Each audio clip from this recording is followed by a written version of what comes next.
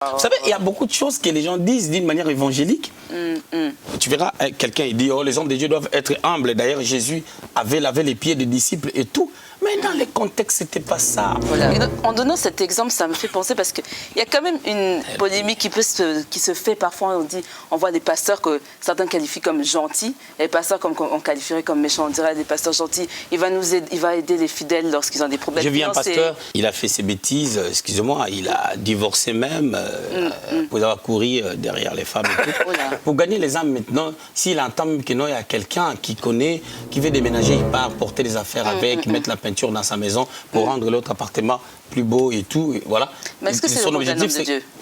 C'est pas le rôle d'un homme de Dieu. Ok. Non, qu'est-ce que vous pouvez donner comme conseil peut-être aux hommes de Dieu, parce que nous avons un grand public. Il y a des hommes de Dieu, il y a des fidèles qui nous suivent. Quel conseil vous pouvez leur donner pour savoir placer les limites dans les choses qu'on peut faire en tant qu'homme de Dieu et les limites qu'il ne faut pas franchir? Voilà. C'est là où je dis qu'on ne devient pas homme de Dieu quand on veut. Les ministères, on est avec le ministère. Ok. Les ministères, ce n'est pas quelque chose qu'on ramasse dans la rue. Bien qu'aujourd'hui, beaucoup de personnes entrent dans les ministères comme ils veulent. Par la force des choses, je veux dire, on prend des exemples, des versets, genre les royaumes est forcé, etc. Machin, est-ce que c'est pas un peu exagéré? Oh, déjà, les passages là du royaume est forcé. Hein. Oui. Dans les contextes, c'était pas ce que les gens pensent. Je suis désolé. Hein. Oui. Nous connaissons seulement homme de Dieu. Cravate, costume, cravate, coiffé. Belle voiture. Mais on ne sait même pas, on ne connaît même pas les parcours.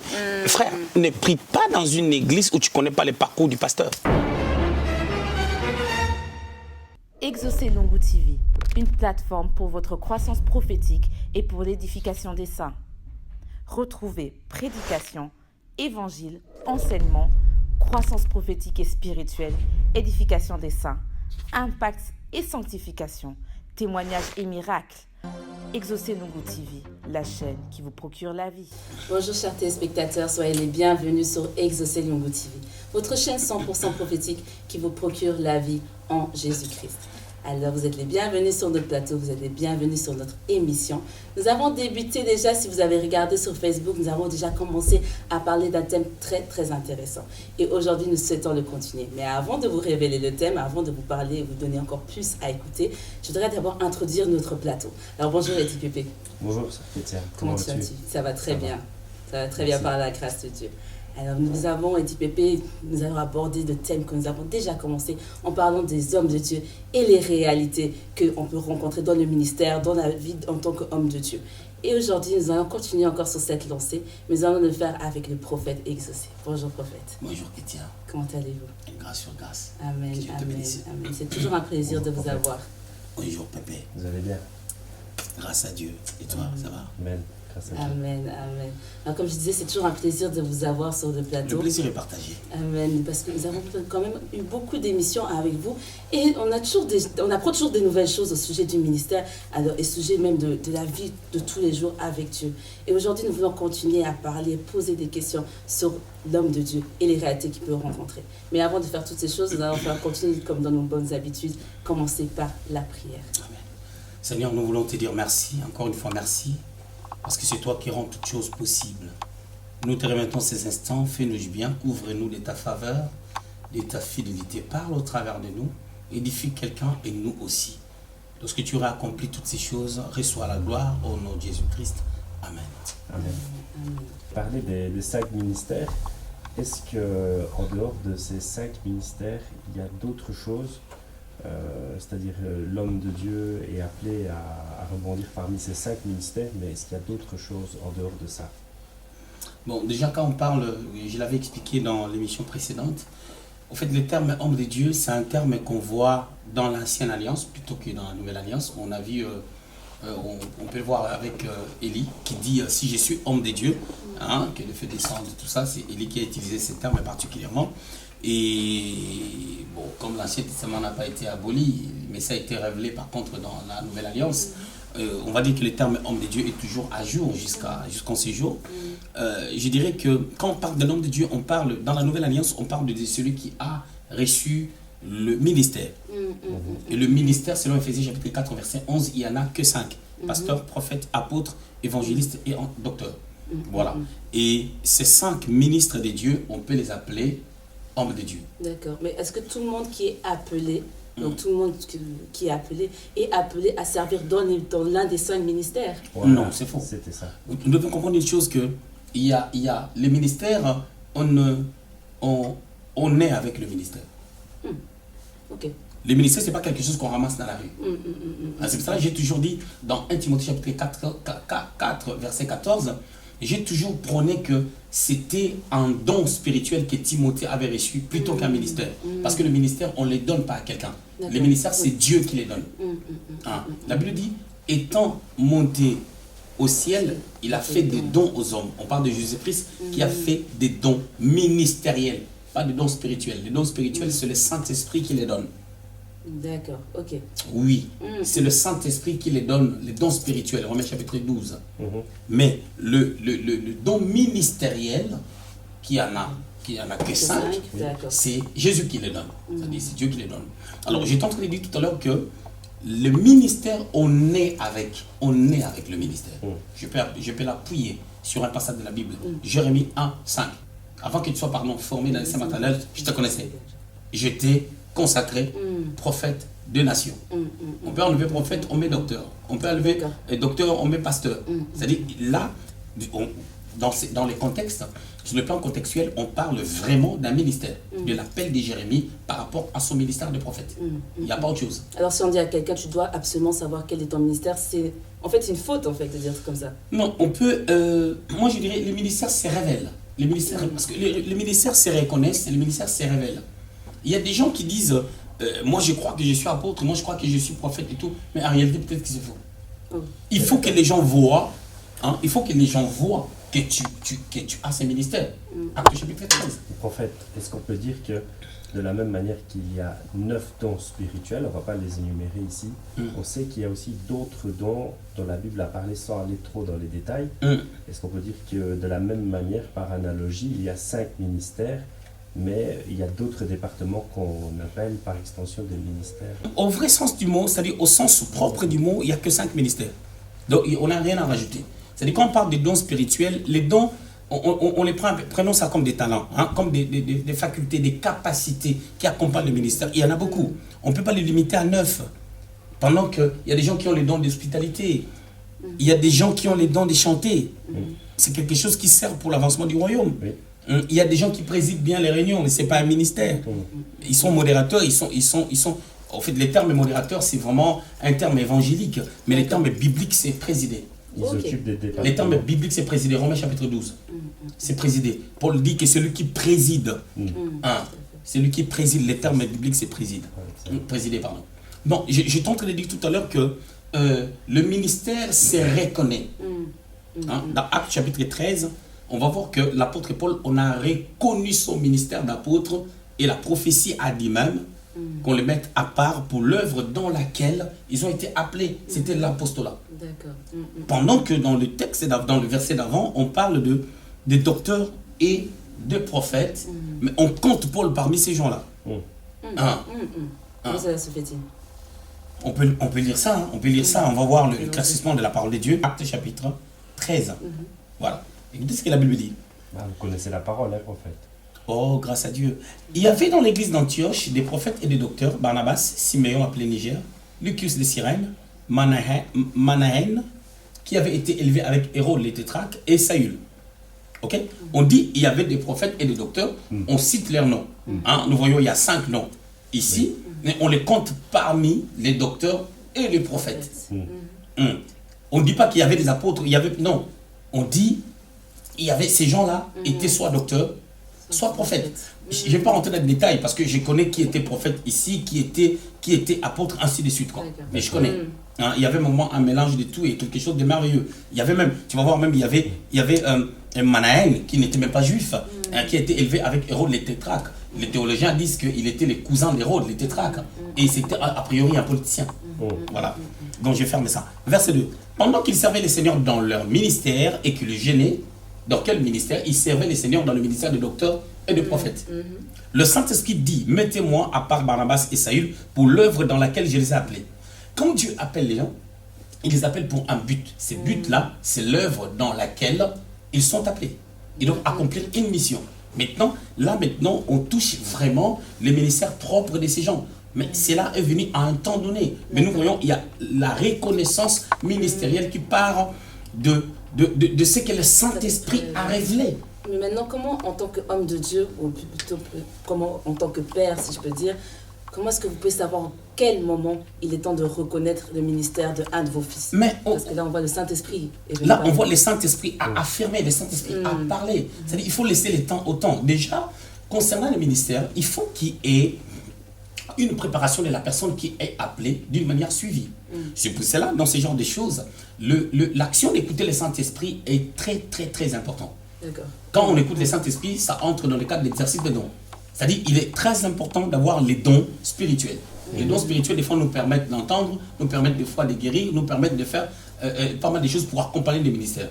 Et lorsque l'Église est sous la mouvance du Saint-Esprit, parce que c'est poussé par le Saint-Esprit que les hommes ont parlé de la part de Dieu, vous allez remarquer qu'on aura la facilité d'entendre Dieu. Mais sauf qu'on n'entendra pas Dieu pour tout le monde de la même manière ou au même moment. Et la Bible dit dans le livre de Job 33, verset 14, je crois, que Dieu parle tantôt d'une manière, tantôt d'une autre. Pour voir le ministère dans la vie d'une personne, il y a beaucoup d'éléments à donner. Il y a beaucoup de choses. Tout le monde est appelé à devenir chrétien, mais tout le monde ne sera pas appelé. Voilà, exactement. C'est-à-dire que Dieu appelle tout le monde à être sauvé. C'est ça même le message. Il a dit dans Matthieu chapitre 15 au verset 24, « Je n'ai été envoyé qu'au bébé perdu de la maison d'Israël. » Mais après, quand il est mort à la croix, l'histoire avait changé. Maintenant, c'était à tous ceux qui l'ont reçu, à tous ceux qui croient à son nom. C'est-à-dire la porte est ouverte pour toutes les personnes qui croiront. Ils deviennent enfants de Dieu. Et quand on est enfant de Dieu, on est appelé à servir, bien entendu, parce que nous sommes un royaume des sacrificateurs, Apocalypse 1, verset 6. Mais sauf que cela ne nous permet pas de pouvoir porter les titres ministériels pour être considéré comme un homme de Dieu. C'est ça même le nœud du problème. C'est-à-dire, le fait d'être sauvé, le fait d'exercer les dons, le fait de faire quelque chose dans la maison de Dieu ne nous permet pas de pouvoir être ministre de Dieu. Non, le ministère ou être homme de Dieu, c'est un choix a priori qu'on est avec. Donc, avant que tu sois formé dans le sein maternel, je te connaissais, je t'ai choisi, je t'ai consacré déjà à la base prophète des nations. Il faut que ce qui a été fait par Dieu dans les sphères invisibles soit reconnu maintenant d'une manière palpable à un temps donné, après avoir été formé, après avoir passé par plusieurs étapes et on a approuvé, validé ton ministère. C'est comme dès lors qui quitte l'état brut pour l'état net, l'état utilisable. Mais lorsque le passage même que vous avez donné comme exemple dans Jérémie, on dit que Dieu disait à Jérémie, je t'avais déjà consacré. Donc quelle consécration, pour notre compréhension, quelle consécration est-ce qu'on parle à ce niveau-là? Et le mot qui a été utilisé, le mot qui a été utilisé pour parler de la consécration, en parlant de Jérémie, il y avait 5 mots hébreux, parce qu'il s'agissait d'un texte hébraïque à ce temps-là. Parmi ces mots, il y avait Naza. Naza, c'est les mêmes mots, c'est la même racine que le terme utilisé pour parler des Naziréens. C'est le fait de se mettre à part. C'est-à-dire, Dieu est en train de dire à Jérémie, j'étais choisi, j'étais mis à part. J'étais mis à part. D'ailleurs, quand on parle de la consécration ministérielle, quand on reconnaît un ministère, ce n'est pas la consécration. La consécration, c'est fait par Dieu dès les entrailles, dès les seins maternels. Ça, c'est la reconnaissance ministérielle qui permet à l'homme d'avoir l'ordre d'exercer le ministère partout. C'est pour cela qu'on parle de l'ordination. De l'ordination, d'accord. Donc, Dieu consacre l'homme, lorsqu'il reconnaît le ministère de quelqu'un, il ordonne. C'est un peu ça son comportement. Dieu consacre celui qui a le ministère dès les seins maternels. Et par le parcours, à un temps donné, les hommes vont t'ordonner à exercer le ministère en priant pour toi. Ok. Et maintenant, quand une personne occupe un certain poste à l'église, par exemple, un département, je prends l'exemple responsable des médias, elle n'a pas un ministère au sens propre. Elle a un ministère au sens... Ça n'a rien à voir avec le ministère, ça c'est une responsabilité. En fait, parlons-en un peu. C'est-à-dire, concernant l'appel que Dieu nous adresse, nous avons l'appel au salut. Dans l'enseignement sur l'appel, l'appel vient du mot latin vocatio, qui veut dire le fait de recevoir un mandat de la part du ciel. En fait, le fait d'être appelé de Dieu, c'est-à-dire d'être retiré du monde pour s'attacher au Seigneur, parce qu'on s'est converti pour croire en Jésus. Voilà, ça rentre dans le cadre de notre appel. Et quand Dieu nous appelle, on s'est converti, on donne notre vie au Seigneur et on a la nouvelle naissance. Et qu'est-ce qui se passe maintenant? On est appelé, on est sauvé pour servir. On commence à servir Dieu. La deuxième des choses, la première des choses, il y a l'appel au salut. La deuxième des choses, il y a l'appel au service. Tu commences à servir Dieu. Je suis caméraman, je suis chanteur, je suis ceci, je suis cela. Et puis, le troisième appel, c'est l'appel à la responsabilité. Responsable des médias, responsable de tout le président de culte, c'est-à-dire les modérateurs, responsable de la chorale. Ça devient un appel à une responsabilité. Pour certaines personnes, ça s'arrêtera là. Je suis responsable des médias, je le resterai toute ma vie. Je peux être responsable des médias à un moment donné, parce que Dieu avait fait en sorte que j'aille un ministère. Le ministère se révèle. Les ministères, je vous dis, ça c'est quelque chose qu'il faut retenir. On est avec. D'accord, oui, c'est très important. Même Élisée, ne me dites pas que Élisée, il avait un ministère, il avait remplacé Élie, il n'avait pas le ministère et puis ça l'a collé à la peau comme ça parce que Élie avait abandonné la course. Non. À la base déjà, Élisée était quelqu'un qui avait un appel. D'accord. Mais il n'était pas la seule personne à avoir l'appel parce qu'il y a des fils, et il y avait aussi des fils des prophètes. Mais maintenant, Dieu a laissé les fils des prophètes pour les choisir lui. Ça devient un choix dans le jour. C'est comme le Seigneur. Il avait 70 disciples et parmi les 70 disciples, le Seigneur a fait un choix. Le Seigneur a choisi les 12 parmi les 70. C'est ce que les gens n'arrivent pas à comprendre. Parce que vous savez, quand tu lis les évangiles, tu vas voir que telle personne parle que de telle réalité. C'est comme Jean, il commence son texte, il n'a pas parlé de l'enfance du Seigneur. Il a commencé tout de suite. Au commencement était la parole était avec Dieu, la parole était Dieu. Il y avait un homme qui appelait Jean, il était venu rendre témoignage à la lumière, ainsi de suite. Il commence à parler du ministère du Seigneur, comment il a gagné ses disciples. Mais quand tu parles de Matthieu, Matthieu commence par la généalogie du Seigneur. Mais si on récolte les morceaux pour avoir un portrait réel, parce qu'on ne peut pas faire l'exégèse d'une pensée en restant sur un seul texte ou sur un seul écrivain. Il faut aller un peu partout pour avoir vraiment un aperçu vrai par rapport à une pensée biblique. Alors, dans le choix de Dieu. Donc, dans le choix de Dieu, il y avait un choix.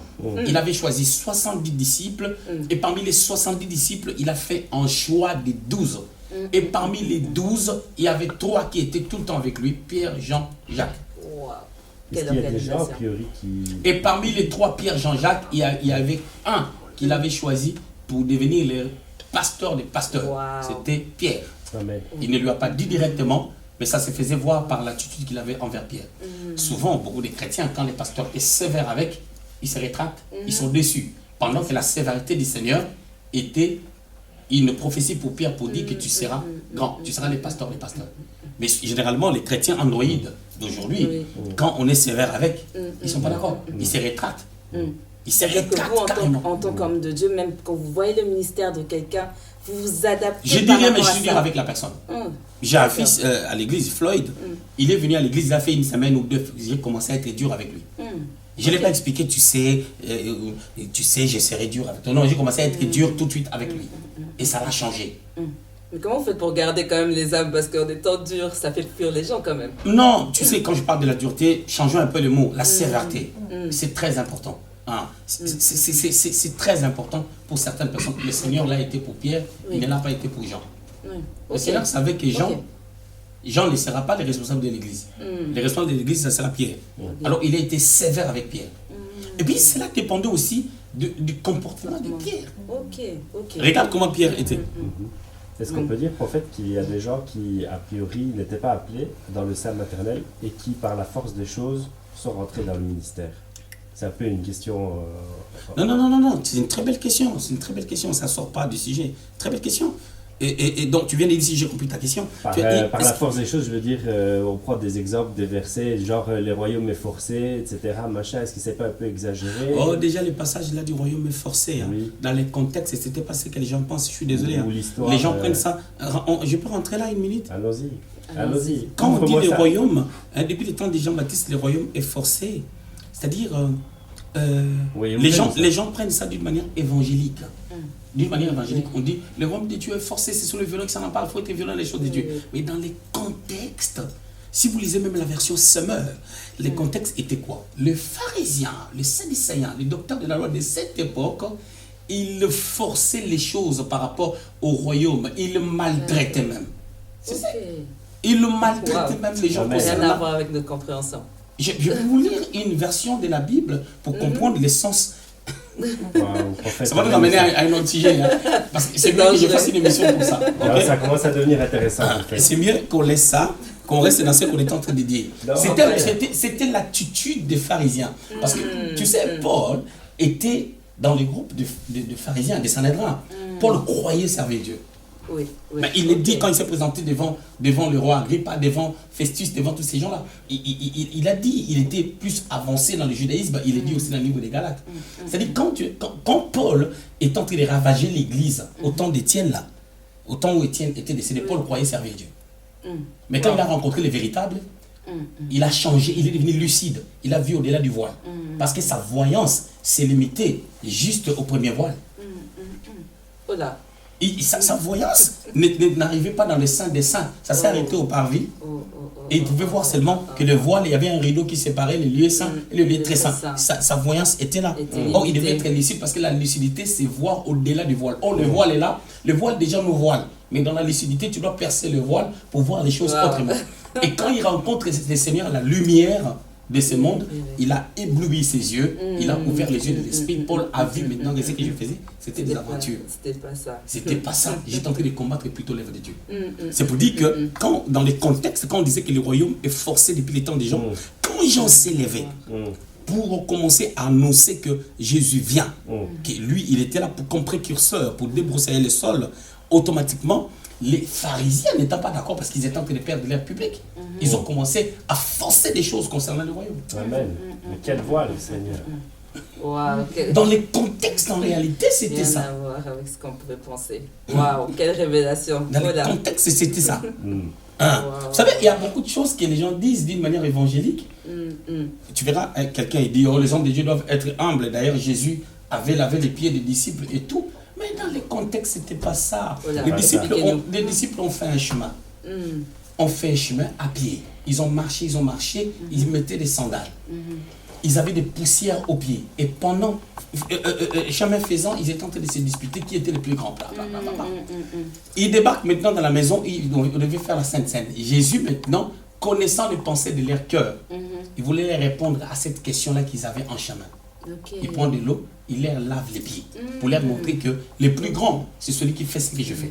C'était pour répondre à une question qu'ils avaient en chemin. Dans les contextes, c'était ça. Mais donc, en donnant cet exemple, ça me fait penser parce qu'il y a quand même une polémique qui se fait parfois. On voit des pasteurs que certains qualifient comme gentils, et les pasteurs qu'on qualifierait comme méchants. On dirait des pasteurs gentils. Il va aider les fidèles lorsqu'ils ont des problèmes. J'ai vu un pasteur, il a fait ses bêtises et il a fait ses bêtises, excusez-moi, il a divorcé même pour avoir couru derrière les femmes. Pour gagner les âmes maintenant, s'il entend même qu'il y a quelqu'un qui connaît, qui veut déménager, il part porter les affaires avec, mettre la peinture dans sa maison pour rendre l'autre appartement plus beau et tout, et voilà. Mais est-ce que c'est le rôle d'un homme de Dieu? C'est pas le rôle d'un homme de Dieu. Ok. Parce que les âmes auront plus facilement. Je te donne un passage de la Bible, c'est simple. Jésus, Jean chapitre 4, Jésus arrive à la Samarie. Il arrive là. Il envoie les disciples. Pierre était le plus âgé du groupe. Il récupère Pierre. Avec les autres, il les envoie aller chercher à manger. Et lui, il est resté là. C'est là où il parlait avec la femme samaritaine. Et quand ils sont venus, le Seigneur n'avait plus faim. Ils avaient l'impression qu'on lui a donné de la manger. Ils étaient partis chercher à manger. Il change d'équation. Quand vous voyez la multiplication des pains, le Seigneur dit aux disciples, donnez-leur vous-même à manger. Donc c'est à vous de chercher à manger. Ils ont dit, on n'a rien. Nous n'avons que 5 pains. Même les 5 pains et les 2 portions sont sortis de la foule, sont sortis d'eux. Donc, c'est pour dire que son rôle, c'était ça. Les Apôtres chapitre 6, discussion par rapport entre les hellénistes et les juifs. Regardez Pierre ce qu'il dit. Nous n'allons pas laisser la prédication, le ministère de la parole pour servir aux tables. Mais combien des hommes de Dieu maintenant pour montrer qu'ils sont humbles, tu verras lui, il prend le plateau et commence à servir les gens aux tables. Il cherche à faire comprendre aux gens, vous voyez, moi je suis humble. Il quitte son rôle vers autre chose. La Bible dit, quand Moïse entrait dans la tente d'assignation, les peuples venaient avant et Moïse entrait. C'était pas ça, c'était pas là où Dieu l'attendait. Mais prophète, vous avez ouvert vraiment le roseau là, mais on pourrait peut-être... Donc je ne suis pas en train de dire que un homme de Dieu, c'est un gourou, je ne dis pas ça. Et tu sais, il y a des choses que moi j'ai fait pour les enfants de Dieu à l'église, tu ne peux pas imaginer. Tu sais, nous, on a élevé d'autres enfants à la maison. J'ai fait le biberon pour certains enfants à la maison parce que l'enfant est né, Sa maman est restée à l'hôpital, l'enfant est venu à la maison. Nous, on l'a pris avec ma femme et tout. On a un enfant à l'église, Grécie, qui est resté chez nous pratiquement une année. Qui croyait que ma femme était sa mère. Parce que sa maman était restée à l'hôpital avec des problèmes de santé. Et quand elle est sortie, il y avait plein d'attaques, plein de réalités et tout. Cet enfant-là, on l'a gardé à la maison. Et elle se plaisait à rester chez nous plutôt que chez ses parents. C'est moi qui ai même dit, il faut qu'elle retourne parce que sinon, elle va voir que nous sommes ses parents. Mais je fais les biberons pour cet enfant. J'ai même des photos avec cet enfant, je l'ai porté, machin, tout ça. J'ai appris à faire pas mal de choses. Mais maintenant, qu'est-ce que vous pouvez donner comme conseil peut-être aux hommes de Dieu, parce que nous avons un grand public. Il y a des hommes de Dieu, il y a des fidèles qui nous suivent. Quel conseil vous pouvez leur donner pour savoir placer les limites dans les choses qu'on peut faire en tant qu'homme de Dieu et les limites de la même manière, voilà, c'est là où je dis qu'on ne devient pas homme de Dieu quand on veut. En tout cas, il faut l'école du maître. Il faut rester au pied d'un homme. Combien de pasteurs sont restés au pied des hommes? Combien de pasteurs ont un parcours suivi et équilibré? Nous connaissons seulement hommes de Dieu. Cravate, costume, cravate, coiffé. Belle voiture. Mais on ne sait même pas, on ne connaît même pas les parcours. Frère, ne prie pas dans une église où tu ne connais pas les parcours du pasteur. Mais dans ce chemin, prophète, est-ce qu'on peut revenir à la question, l'homme de Dieu qui devient homme de Dieu, mais qui a priori n'était pas appelé à la base? Est-ce qu'on peut trouver des exemples comme ça dans la Bible? Je parle dans l'Ancien Testament. Aaron. Aaron, ça ne veut pas dire qu'il n'avait pas l'appel. Il avait l'appel, mais il a été mal positionné. Je vais enseigner ça même bientôt. Donnez-nous un peu à mon goût quand même. Aaron avait un problème de positionnement. Écoutez, Aaron, Dieu appelle Moïse. Exode chapitre 3. Dans Exode chapitre 4, nous voyons Moïse donner des explications à Dieu qui les connaît plus que lui-même. Je suis bègue, je ne sais pas bien parler, ceci, cela. Après avoir insisté, Dieu lui a montré des preuves que j'étais avec toi.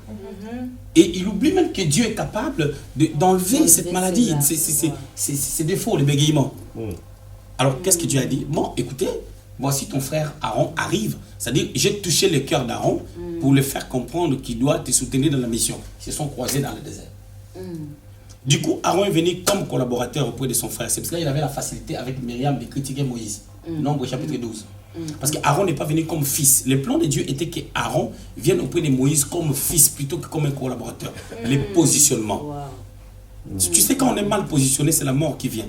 Usa, 2 Samuel chapitre 6, qui touche l'arche, il n'était pas destiné à le faire, il est mort. Le fait de ne pas se positionner, d'être bien positionné, ça amène les gens à faire les voleurs. C'est ce qui s'est passé avec Aaron. Deuxième exemple, dans l'Ancienne Alliance, Saül, le peuple l'a demandé, le peuple l'a demandé, à ce temps-là, Dieu ne voulait pas établir quelqu'un comme roi. Il a été établi, il a été rejeté, il a consulté les morts. Qu'est-ce qu'il a suivi? La mort. Mais quelqu'un va me dire, mais pourquoi c'est lui que Dieu avait choisi? Mais dites-nous. Moi je réponds, sa disposition du cœur était mauvaise. Il avait une mauvaise disposition du cœur. Je vais dire quelque chose de choquant. C'est comme si les peuples demandent un roi, Dieu cherche qui est mauvais, qui ne saura pas faire le bien que David aurait pu faire, qui a une mauvaise disposition du cœur. Il le récupère, comme ça, il sait qu'à tout prix il va se garer. Saül était cupide. Beaucoup de gens n'arrivent pas à comprendre comment il était. Si tu veux voir la cupidité de Saül, tu dois regarder 1 Samuel chapitre 8. Ok, ça nous dit quoi? À partir du verset 11, on a dit, Dieu est en train de dire à Samuel les droits que les rois va avoir sur le peuple. Ok? C'est-à-dire, les rois devaient commencer à prendre la dîme. Les rois devaient commencer à faire des peuples ses esclaves, ainsi de suite. Ça n'a jamais été dans le plan de Dieu. Dieu ne peut pas faire de son propre peuple des esclaves. C'est le diable qui fait des gens des esclaves ou les ennemis. Et quand le roi doit amener le peuple à devenir des esclaves, c'est qu'il est ennemi du peuple. Mais pour qu'il fasse ça, il devait avoir une mauvaise disposition du cœur. Et là. Mais tous les exemples que vous nous avez donnés, c'était des gens qui ont eu des difficultés ou qui ont mal fait. Dans la Nouvelle Alliance. Si je parle dans la Nouvelle Alliance, Judas. Judas a été choisi. Et quand tu es choisi, c'est parmi les 12, je crois que j'étais là, j'étais petit.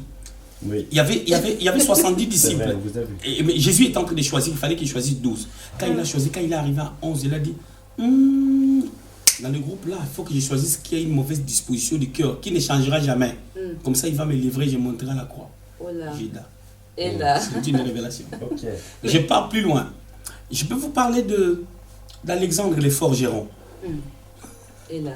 Paul a dit, hein, Alexandre de Forgeron m'a fait trop de mal. Il m'est né et Alexandre de Forgeron, ils m'ont fait trop de mal. Mauvaise disposition du cœur. Et Paul est en train de dire à Timothée, tout le monde m'a abandonné. Je suis resté qu'avec Luc. Je suis resté qu'avec Luc. Parce que tout le monde m'a abandonné. Il y a des gens qui ont une mauvaise disposition du cœur. Donc c'est pour dire que le ministère, ça ne se ramasse pas dans la rue. Ça se ramasse pas dans la rue. C'est un appel authentique de Dieu. Bien qu'aujourd'hui, beaucoup de personnes entrent dans les ministères comme ils veulent.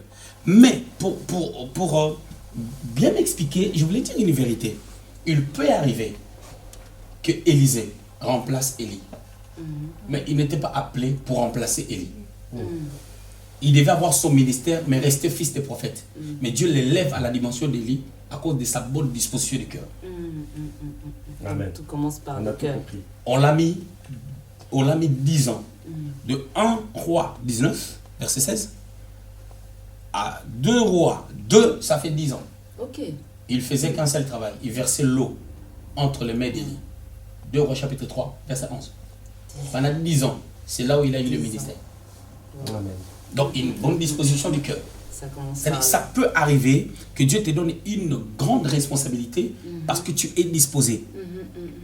Et pour parler du ministère, à la base, on a déjà le ministère. Parce que vous devez comprendre que même dans la sacrificature, tous les sacrificateurs n'avaient pas les mêmes rangs. Est-ce que savez-vous que dans la famille de Lévi est sorti 3 races, ou je dirais 3 peuples? Bien sûr que oui. Lévi, fils de Jacob, mais dans la suite des temps, il a eu des enfants, mais tous ces enfants n'étaient pas descendants d'Aaron forcément. Il a eu 3 enfants. Vous voulez qu'on lise? Allons-y. ensemble. Avant qu'on clôture, on va lire rapidement. 1 Chronique chapitre 6. Si vous me laissez parler beaucoup, vous ne parlerez pas. On est là, on écoute et on va intervenir. Vous avez Donc, donné vous beaucoup écoutez, d'exemples 1 négatifs. Chronique chapitre 6, verset 1. Fils de Lévi. On parle de quel Lévi? On parle de Lévi, fils de Jacob. Lévi, avec Siméon, Genèse 34, ils ont tué toute une nation. Un des 12. Regarde les enfants qu'il avait. Gershom, Kehat et Merari. Ok? Mais d'où sort Aaron et Moïse? Parce qu'ils étaient frères. Et Myriam, leur sœur. Verset 2. Fils de Kehat, Amram, Jitseraï, Hébron et Isiel. Fils d'Amram. Aaron, Moïse et Marie. Donc, parmi les 3 fils de Lévi, il y avait Kehat, ok, qui était maintenant ancêtre de Moïse, Aaron et Myriam, parce que Kehat était père d'Amram. Mais d'autres là aussi étaient des Lévites. Oui. Parce que qui dit Lévite, qui dit descendant de Lévi. Eux tous, ils servaient dans les temples, mais ils n'avaient pas les mêmes fonctions, ni les mêmes rangs. Maintenant, la famille qui a été choisie, c'était seulement la famille d'Aaron pour la sacrificature. Sachant que Moïse était aussi de la famille d'Aaron, mais il n'était pas dans la sacrificature, mais lui, il était comme dans une forme de royauté prophétique. Ouais. Vous avez compris? C'est une Et réalité maintenant, et le fils de Gershom, et le fils de Merari. Chacun avait C'était son des descendants rang. de Lévi, mais c'était eux qu'on appelle des Lévites, qui servaient dans les temples, nettoyer, faire du ceci, chanter.